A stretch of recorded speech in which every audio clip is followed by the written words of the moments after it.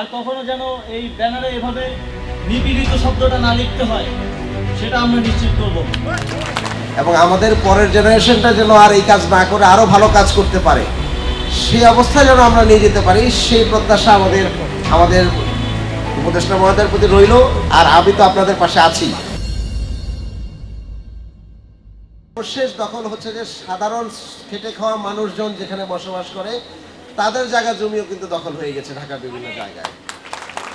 এবং এই বিল্ডিংগুলো করে ফেলে রাখা হয়েছিল রাজনৈতিকীকরণ করার জন্য, আপনারা ভালো করে জানেন।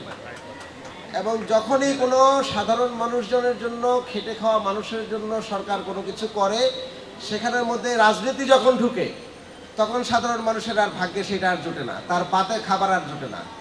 তো সুতরাং এই ধরনের অপরাজনীতি থেকে আমাদের বের হয়ে আসতে হবে। এবং যেটার উদাহরণ আপনারা দেখেছেন যে পূজার আনন্দ যেন আপনারা ঠিকমতো করতে পারেন, সেটাকে মাথায় রেখে কিন্তু তখন ঘোষণা দিয়েছিলেন আমাদের উপদেষ্টা মহোদয় যে পুজোর আগেই আমরা আপনাদেরকে উঠিয়ে দেওয়া হবে। এবং আমি যখন দায়িত্ব নিয়েছি একই সমস্যা আমিও ফেস করেছি।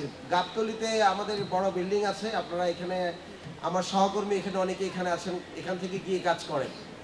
এবং সেখানেও আমি ঘোষণা দিয়েছি যে 4 তলা পর্যন্ত হলো, এটাকে খুব দ্রুততম সময় আশা করি আমরা কোরবানির পরপর 4 তলা পর্যন্ত আমরা পানির লাইন এবং বিদ্যুতের লাইন দিয়ে আমরা ম্যাক্সিমাম উঠিয়ে দিতে চেষ্টা করব।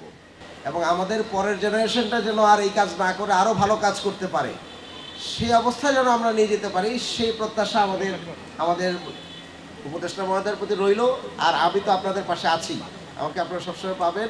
আপনাদের সকলকে অনেক ধন্যবাদ এবং এক কোটি শুভেচ্ছা। ধন্যবাদ।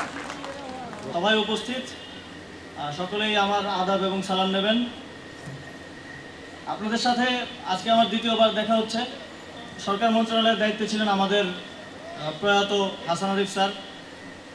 আমি এসে আপনাদের সাথে কথা বলে গিয়ে স্যারকে যখন বললাম, স্যার অত্যন্ত গুরুত্বের সাথে বিষয়টি দেখেছেন, স্যারও এসেছিলেন, আপনাদের সাথে কথা বলেছেন এবং পূজার আগেই আপনাদেরকে এই ভবনগুলোতে ওঠার ব্যবস্থা করে দিয়েছেন।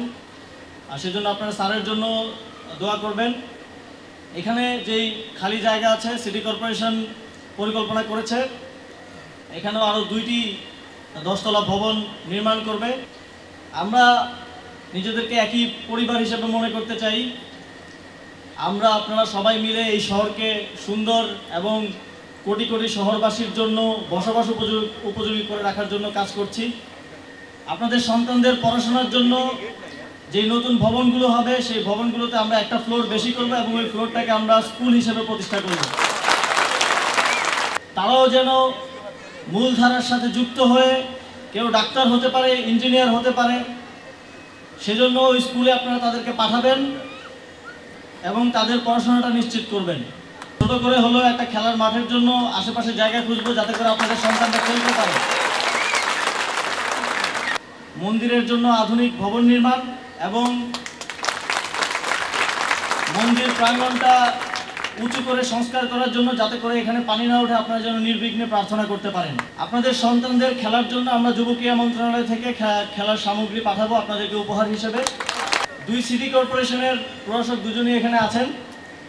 দুজনকে আমি বলেছি যে যেখানে আরও চাকরির সুযোগ আছে আপনাদের জন্য চাকরির ব্যবস্থা করতে। আশা করি ওনারা দ্রুত সময়ে আপনাদের জন্য আরও বেশি চাকরির ব্যবস্থা করবেন। আপনাদের থেকে আমাদের একটাই চাওয়া, আপনারা মিলেমিশে থাকবেন এবং সামনের দিনে আর কখনো যেন এই ব্যানারে এভাবে নিপীড়িত শব্দটা না লিখতে হয়, সেটা আমরা নিশ্চিত করব। আপনাদের সকলকে ধন্যবাদ। আপনাদের দোয়া এবং প্রার্থনা কামনা করে আমার বক্তব্য শেষ করছি। ধন্যবাদ সকলকে।